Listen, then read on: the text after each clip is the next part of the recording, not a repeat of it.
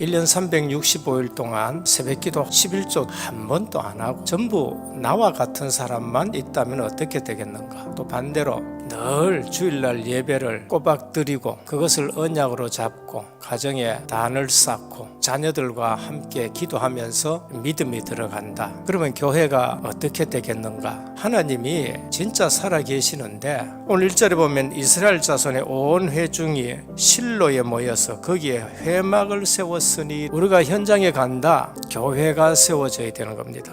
이스라엘 자손 중에 그 기업의 분배를 얻지 못한 자가 오히려 7지파라. 나와 같은 사람만 있으면은 전도 선교 세계 복음화가 언제 이루어지겠느냐 이런 말씀입니다. 너는 매 지파에 3인씩 선정하라. 내가 그들을 보내리니 그들은 일어나서 그 땅에 두루다니며 그 기업에 상당하게 그려가지고 내게로 돌아올 것이니라. 그들이 그 땅을 7부분에 나누되 유다는 남편 자기 경내에 거하고 요셉의 족속은 그 북편 자기 경내에 거한 적 이미 받은 현장을 잘 지켜라 라고 말씀하는 겁니다. 그 남은 땅을 7부분으로 그려서 이곳 내게로 가져올지니 내가 여기서 너희를 위하여 우리 하나님 여호와 앞에서 제비를 뽑으리라. 레위 사람은 너희 중에 분깃이 없나니 여호와의 제사장 직분이 그들의 기업이 될 것이며 말씀과 기도에 전무하리라. 교회가 레위 지파의 기업인 것입니다. 가나안 땅을 차지하지 않는 곳에서 결국 문제가 일어나요. RUTC 의료복지 문화센터가 전부 세워지고 지역의 모든 흑암이 꺾여지고 복음문화로 전부 뒤덮여야 되는 것입니다. 거기에 교회가 세워졌느냐 세워지지 않았느냐, 진짜 복음운동하는 한 사람이 있을 때에 도단성 미스바 운동이 일어나게 되는 겁니다. 중직자 한 사람이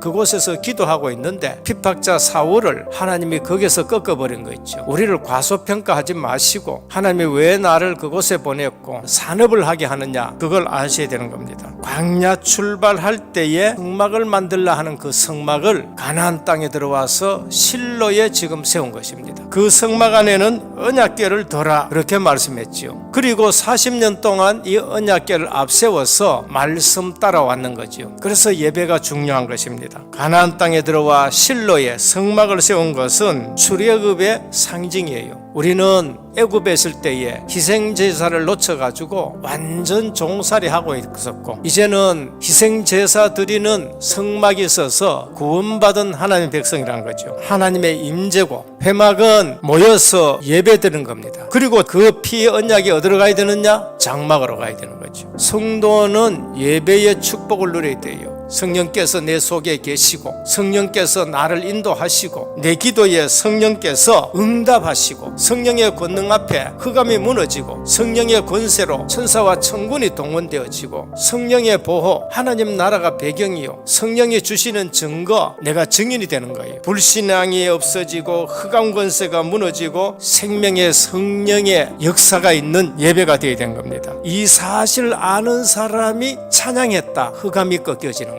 오늘 교회는 별의별 사람들이 다 옵니다. 중요한 것은 하나님의 음성을 들어야 돼요. 불평하고 원망하는 기도가 있었습니다. 우리 집은, 우리 교회는 왜 이랬냐? 할 수 있는 것이 실로 교회였어요. 그런데 한나는 거기서 뭐 했느냐? 낮 시련을 잡아버린 거예요. 바로 이 장소는 사무엘이 하나님의 음성을 듣고 사사 시대를 끝내버리고 왕정 시대를 이어가고 다윗을 길러내는 인물이 나온 것입니다. 기도 응답을 전하는 엘리 대제사장의 처소가 실로의 교회 세운 것입니다. 우리에게 제일 중요한 것은 그 교회 목회자, 부교역자들인 것입니다. 그래서 우리는 목회자를 위해서 기도해야 되고 내 있는 처소에 후대들이 일어나는 교회가 되어야 되는 겁니다. 예배 중심의 삶을 회복해야 돼요. 예배 내용입니다. 말세의 남녀 종들에게 성령을 물붓듯이 부어주겠다고 하셨습니다. 너희 자녀들은 장래일을, 너희 늙은이는 꿈을, 너희 젊은이는 이상을 볼 것이다. 말씀 성취입니다. 베드로가 뭘 봤지요? 오늘 우리 여기에 요엘서 2장 28절에 한 말씀이 성취된다는 것을 보게 되는 겁니다. 내 마음에 안 맞아도 하나님의 말씀이면 내가 그 하나님의 말씀에 맞춰야 돼요. 많은 것을 참고하기보다는 복음 중심의 설교입니다. 그래서 반드시 두 가지를 참고해요. 메시지 흐름과 지금 어떻게 성취되는가. 우리는 심부름을 하고 거기에 쓰임 받기만 하면 되는 겁니다. 우리가 기도할 때 어떤 일이 나는가? 또 다른 천사가 와서 제단 곁에 서서 금 향로를 가지고 많은 향을 받았으니 이는 모든 성도의 기도와 합하여 보좌 앞 금 제단에 드리고자 함이라. 보좌의 축복이 있는 겁니다. 기도를 하지 않는다.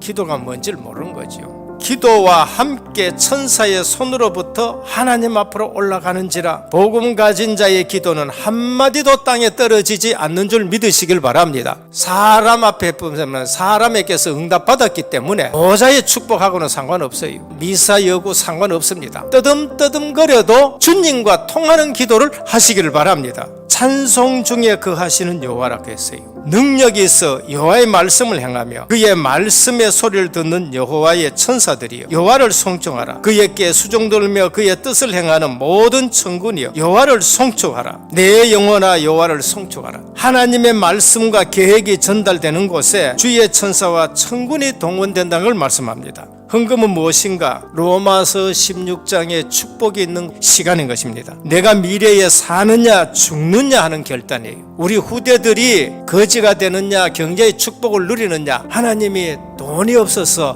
헌금 드리라 그런 거 아닙니다. 전도 선교 세계 복음화하는 하나님의 것인 것입니다. 빈 곳에 회막을 세워라. 그 모든 현장에 임마누엘 누는 겁니다. 그리고 전도에 방향 맞추면 됩니다. 무조건 제자 생각하시길 바랍니다. 성령께서 바울에게 이르시되 항상 인도받게 되는 겁니다. 그리고 미래가 우리 정시기도 속에 있고 무시기도 속에 있다는 걸 아시고 237 300지교를 생기는데 내가 우리 가정에 쓰임받고 사무엘 같은 다윗 같은 인물이 나와 이 축복 누려지는 저와 여러분 되시기를 주님의 이름으로 축원합니다.